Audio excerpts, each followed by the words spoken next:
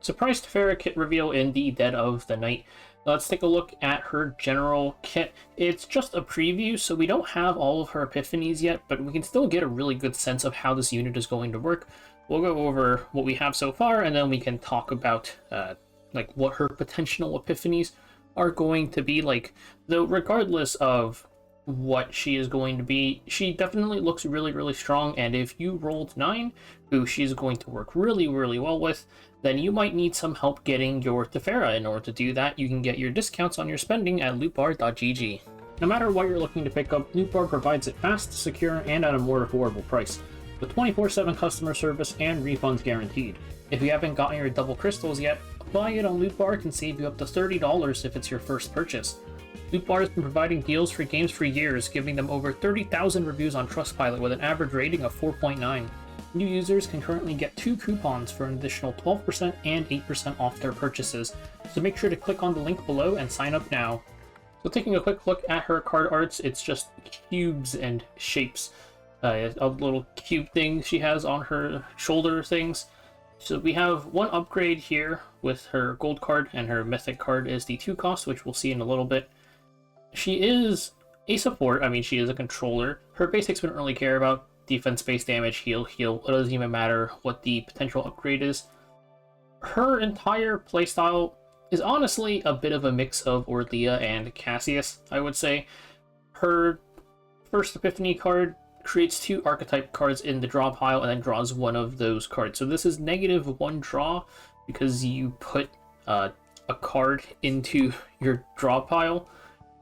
And then for her archetype cards, she has 3 types. Circle gives you 1 AP. Triangle increases damage amount of the next attack card, and I would assume that this is for any combatant's attack card, otherwise this doesn't really make sense. Increases it by 30%, max 300%, and this is, assuming this is like translated properly, a multiplicative multiplier, which means that it should work really, really well with 9, because 9 needs multiplicative damage sources. This is one of the reasons I mentioned that she's a lot like Orlia, because you have a bunch of multiplicative damage boost, and you also have these 3 different archetypes / creation cards. And then the last one square draws 1 card. So these are, I mean, they're all really good, right? 1 AP, 1 draw, and 1 attack. She has both AP and draw, which is really notable. I don't think like units really have both AP and draw typically. One thing is, we don't have like her epiphanies, but for now on her base kit, this is a bit RNG. I would expect her epiphanies let you select these cards, what you want to create, but we'll talk more about that later because we can take a look at Orlia's epiphanies too. So next, Form Convergence draws 2 archetype cards and then doubles a random effect of these cards for 1 turn. Again, this is pretty RNG. 1 cost 2 draw is nice though, and it doesn't exhaust, so you'll always have this draw option, and retain, I guess, can be useful if you want to hold it for like a nuke turn. The double random effect is kind of annoying because you won't be able to choose what you want. This could be a really insane draw card because this could effectively be draw 3 or draw 2 plus 1 extra AP, like on top of the cards that you have on top of your archetype. Like, I'm not counting the base effect of the archetype cards in this. So this is really, really nice. I would again expect the epiphanies to let you select what you're boosting, or maybe they would just say boost a specific archetype card. Creation Instruction looks pretty useless, honestly. It's just damage, shield, heal, and then Harmonization doubles all effects. Harmonization is you have to play this card when you have exactly the cost. It has to be like the final card you play, pretty much. I mean, this we don't need this. We're hoping that an epiphany gives us what we need for this. Otherwise, or hopefully that epiphany makes this good. Otherwise, it's Whirlpool, and we don't want Whirlpool. So hopefully this gets converted into something useful. I mentioned that she's a bit like Cassius, but Dice Trick is a card that was not very good, or it was good, but there were better epiphanies for it. Like, yeah, maybe she'll get something like Cassius, is Dice Trick upgrades that will really save this card. Otherwise, this is just going to be a removal. dual creation. It's her upgrade card here. When 2 archetype cards are created, create 1 identical card in the discard pile. I mean, this at base seems pretty nice. The only thing is it does go into your discard pile, not into your hand, but all of her archetype cards are really, really strong, and she can be a pretty draw positive unit, especially if you're doing archetype square, because this says 1 identical card. I'm not sure if these have to be 2 of the same archetype cards that you create, but assuming that some of her epiphanies will let you target what you're creating, then this can be really, really nice. And of course, there's going to be epiphanies for this that will have other effects, and we'll see what they are. And then Event Horizon, form upgrade 0 out of 3, 1 AP, draw 1, increase damage amount of the first hit of the next attack card by 40%.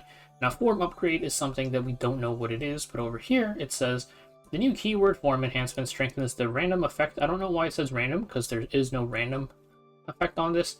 Each time a creation card is activated, when combined with Tiphera's other cards, its power can be amplified more explosively. So this does not explain it very, very well, but I am going, like, clearly it enhances. I'm going to take a guess and say that when you play an archetype card, because this either has AP, draw, I think, so I'm assuming that it does all 3, because it's a 2-cost card, so surely it does all 3, and you can probably enhance either the AP, the draw, or the damage boost, depending on which archetype card you play, is how I would assume this works, and also sounds kind of fun. So if you play 3 archetype squares, it would form upgrade 3 times, and it would only upgrade the draw and not the other stuff. That would make the most sense in terms of like a cohesive kit, but again, this form upgrade thing is not explained very well, and we'll find out more about it later. Notably, this is her mythic card, so this is the final form of the card. There's no, like, other way you can get this card.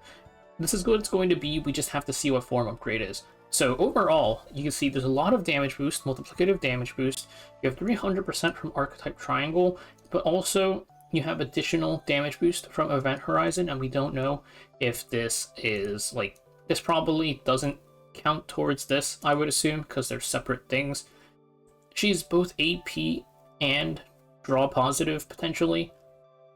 You can really pick which one you want, and this is really, really nice just because it makes her a flexible support, I think. A lot of, like, teams that you build are either AP or draw negative or both, and sometimes, like, let's say you hit a divine or draw, maybe now you need more AP, and she can really do either one depending on whatever you want for her. So this is, again, her base kit. Let's take a look at some potential epiphanies. So here is Orlia. I'm also going to move this over to the side so I can see it. Okay, so Orlia is a pretty similar unit, right? Damage boost, but also, like, this create 2 creation cards. Some of her epiphanies here, you can see, like, it creates Softy, Swifty, Sturdy. I would not be very surprised if her Quantum Seed had epiphanies that just said, well, you can make it, like, create 3 archetype cards in your draw pile. It could be, and then, like, it could be, like, create 1 archetype circle, create 1 archetype triangle, create 1 square, that sort of thing. It could also get something like this, or maybe it would create the cards in your hand, I think would be really, really nice, or just extra draw. Maybe you create 2 cards and draw both of those cards. You also see here, like, Growing Creature. Orly is more about retain, but you can get, like, change the card to Softy, Swifty, Sturdy. Same thing with Tiphera, because we know that you can get enhanced cards, basically, because of her form convergence, which doubles an effect of the archetype cards. So you could get, like, an enhanced version of Circle, Triangle, Square, potentially, from one of her epiphanies. Her upgrades, we don't really know what that's going to be. That could be anything. The Cassius thing that I mentioned for her really bad attack card, like Dice Trick, this is just damage, and then decrease cost by number of completed quests, but at the start of the turn, create 1 empowered quest card. Getting 1 archetype card at the start of your turn, if they give her this sort of Dice Trick upgrade, could be really, really good. there's really, like, we're kind of just guessing, really, on her Epiphany cards, but I think those are some, like, potential things that she could be getting based off of the units that we have so far. This unit looks good. I'm pretty excited for her. She definitely looks like she'll be a really good support for 9. Taking a quick look at the Rifting too, it's definitely intended for you to use her with 9. We'll see whether or not Aurelia is also part of the combo. Aurelia does have a lot of damage boost, so we'll see how that goes. But yeah, this unit looks fun. I think she's definitely going to be a unit that works with a lot more than just 9, because she can do anything, right? Assuming you have ability to target the archetype cards, she can be your AP battery, she can be your draw unit, she can be your damage booster, and you can mix it up. So yeah, very excited for this unit, and hopefully you guys get her too.